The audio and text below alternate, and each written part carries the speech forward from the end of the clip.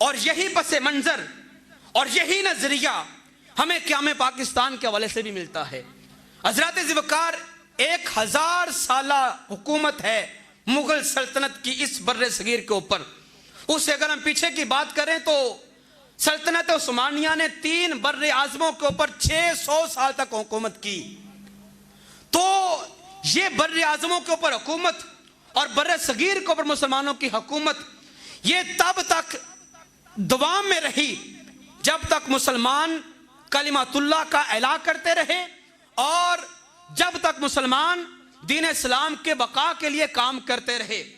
आखिरकार वक़्त की साजिश और लोगों की साजिशों ने जब काम करना शुरू किया, पाकिस्तान हिंदुस्तान बर्रे सगीर के अंदर जब बरतानिया का अंग्रेज आया तो बरतानिया के अंग्रेज ने आकर मुसलमानों की इस इज्तिमाई ताकत को तोड़ने की कोशिश की।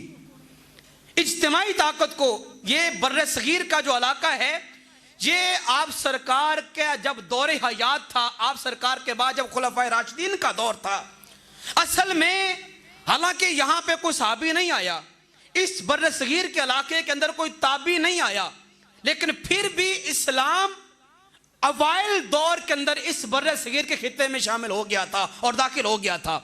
जब वो वक़्त था जब अहले हिजाज के कुछ लोग, मक्कातुल मुकर्रमा से चले हुए कुछ लोग बर्रे सगीर सिंध के इलाका में आए। ये उस वक़्त की बात है जब अभी ताबईन का ज़माना इस वक़्त मौजूद था, ताबईन दौरे हयात, उनका दौरे हयात मौजूद था। जब वो 21 अफराद सिंध के इलाका में आए तो सिंध के इलाके का जो बादशाह था और जो वहाँ का वडेरा जो चौधरी था, राजा दहर उसका नाम है, उसने इन 21 मुसलमानों को गिरफ्तार किया, इनका माल तिजारत छीना, इनको लूटा, इज्जतों को पामाल किया। यहाँ कैद खाने के अंदर बैठकर एक औरत, नाहीद उसका नाम है, उस नाहीद नामी औरत ने एक खत लिखा हज्जाज इब्न यूसुफ के नाम, ऐ वक़्त के हुक्मरान, ऐ मुसलमानों के लीडर, मैं मुसलमान कौम की बेटी और सिंध के अंदर राजा दहर की कैद के अंदर हूँ, अहले हिजाज से आओ और आके मुझे यहाँ से छुड़ा के लेके जाओ। तारीख गवाह है, हज्जाज इब्न यूसुफ ने अपने भतीजे मोहम्मद बिन कासिम को भेजा। मोहम्मद बिन कासिम हज्जाज का भतीजा भी और उसका दामाद भी, ये 17 साल का नौजवान हिजाज से चला और सिंध तक इलाके फतह करते हुए आया और सिंध में आके राजा दहर को गिरफ्तार किया, इसकी सल्तनत को तोड़ा। जो हिजाज के कैदी इसकी कैद में थे उनको छुड़ाया। जब लोग इनसे पूछने लगे भी तुम हो कौन, कहां से आए हो, मोहम्मद बिन कासिम के साथियों ने कहा हम हिजाज से आए हैं, हम मक्कातुल मुकर्रमा से आए हैं। वो कैसा शहर है, वहां के रहने वाले कैसे हैं?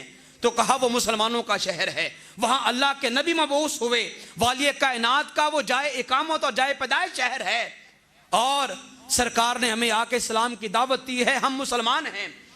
जब ही मोहम्मद बिन कासिम ने ये पैगाम सिंध के लोगों को दिया, पहला कासिद इस्लाम का और पहला पैगाम रिसा इस्लाम का मोहम्मद बिन कासिम इस बर्रे सगीर की रूह ज़मीन को पर आया।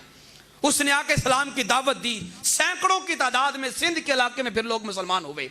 इस्लाम तो उसी वक्त इस जमाने में आ गया था इस बर्रे सगीर के अंदर, लेकिन फिर उसके बाद उलमा कराम, इस वक्त के बड़े बड़े उलमा कराम, हुजूर दाता साहब का जमाना फिर आया।